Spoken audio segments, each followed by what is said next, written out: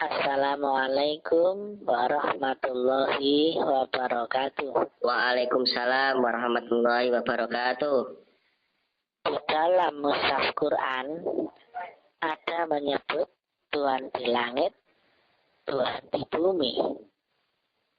Ini bukan berarti Tuhan ada dua. Ada juga menyebut kami, bukan berarti Tuhan ada jamak, ada banyak ya. Demikian juga menyebutkan pertemuan dengan Tuhan di dunia.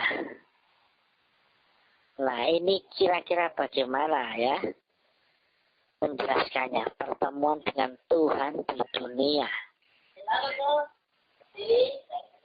Pertemuan dengan Tuhan di dunia adalah Tuhan yang bernama, bersifat, dan beraf'al. Sedangkan Tuhan di akhirat yang Malik Yaumiddin itu laisa kamislihi syai'un, tidak berupa apapun, siapapun, dan tidak pernah terlintas dalam bayangan makhluk. Maka yang laisa kamislihi syai'un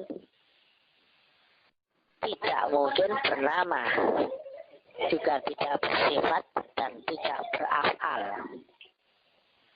Tuhan yang bernama, bersifat, dan beraf'al adalah Tuhan yang di dunia. Karena yang bernama itu baru, bersifat itu baru. Ya, maka kita nggak mungkin bisa mengenal Tuhan yang di akhirat sebelum kenal Tuhan yang di dunia. Jangan kau sembah namaku, sifatku, af'alku, zatku, tapi sembahlah aku. Tapi kita nggak mungkin menyembah Allah jika belum kenal namanya, sifatnya, af'alnya. Dan itu harus di dunia. Sama halnya kita mengenal diri kita yang sejati harus saat di dunia. Ya. Dan dengan roh kita dan hakiki ada di balik zahir jasmani kita di dunia. Karena alam kekal, alam qadim, alam akhirat ada di baliknya dunia yang relatif terbatas dan baru. Maka mencari Tuhan, ya, mengenal Tuhan harus saat kita masih di dunia. Dan di sini ada kalimat dalam Quran yang ketika ada begitu ya, pertemuan dengan Tuhan di dunia. Sekali lagi ya, Tuhan yang di dunia itu bernama, bersifat 20 ya. Yang di antara 20 itu ada sifat wujud. Maka Tuhan di dunia itu yang bernama juga berwujud dan juga bersifat 19 yang lain ya. Tapi dia bukan yang nama itu, dia bukan yang sifat itu, dia bukan yang wujud itu ya. Tapi dibalik namanya, dibalik sifat 20-nya, termasuk dibalik wujudnya. Nah, itulah bedanya ya. Tuhan di dunia itu bernama, bersifat wujud, dan bersifat 19 yang lain, dan beraf'al. Tapi Tuhan yang hakiki, yang di akhirat, dibalik namanya, dibalik sifatnya, dibalik af'alnya. Jangan kau sembah namaku, jangan kau sembah sifatku, termasuk wujudku ya. Jangan kau sembah af'alku, jangan kau sembah zatku, tapi sembahlah aku. Maka pertemuan dengan Tuhan yang di dunia adalah pertemuan dengan wakil utusannya yang wujud. Tapi Tuhan dibalik yang wujud itu. Di dalam Quran, insya Allah ada 3 atau 4 ya yang menyebutkan pertemuan dengan Tuhan di dunia. Ya, dan ini ada ayatnya.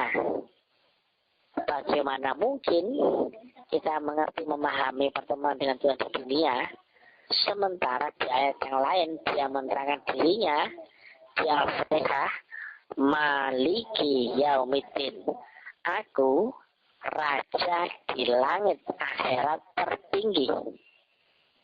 Di akhirat tertinggi, bukan di dunia. Lantas bagaimana kita mengerti makna daripada pertemuan dengan Tuhan di dunia? Sedangkan Tuhan menerangkan dirinya di akhirat tertinggi. Tuhan menerangkan dirinya di akhirat, laisa kamitslihi syai'un. Hujurat ayat 11. Tetapi nyatanya di dunia Tuhan itu bernama, bersifat, termasuk bersifat wujud. Ada wujudnya. Satu wujud itu sifatnya. Sedangkan dia ada di balik wujud itu. Maka itulah kenapa syahadat itu bersaksi. Bersaksi tentu kepada yang wujud. Ya. Wujud adalah ada yang bisa dilihat. Tidak yang didengar, tidak yang dicium ya. Tapi wujud itu adalah ada yang bisa disaksikan. Itulah kenapa ada kalimat pertemuan dengan Tuhan di dunia. Ada sekitar 4 atau 5 ya ayatnya ya di dalam Quran ya. Itulah ya, ada kias Tuhan di langit, Tuhan di bumi. Bukan berarti Tuhan ada 2 ya, karena akhirat ada di baliknya dunia. Demikian juga roh kita ada di baliknya zahir jasmani kita. Maka benar kata Imam Al-Ghazali, tidak akan kau temukan Tuhan di akhirat sebelum kau temukan Tuhan itu di dunia. Pertemuan dengan Tuhan di dunia, barulah kita akan mengerti alamat Tuhannya di akhirat ketika kita ketemu dengan Tuhan itu di dunia. Tentu bukan seperti kita ketemu dengan kucing, bukan seperti kita ketemu dengan orang ya. Ini pertemuan dengan Tuhan. Itu ada di dalam Quran ya. Silakan ketik di Google ya.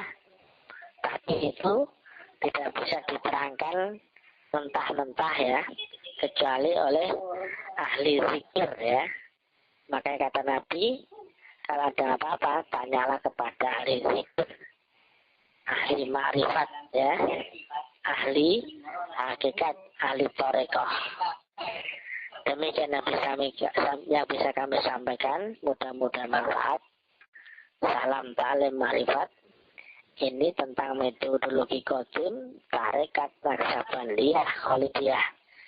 Ilahi anta maksudi waridhaka matlubi. Assalamualaikum warahmatullahi wabarakatuh. Waalaikumsalam warahmatullahi wabarakatuh.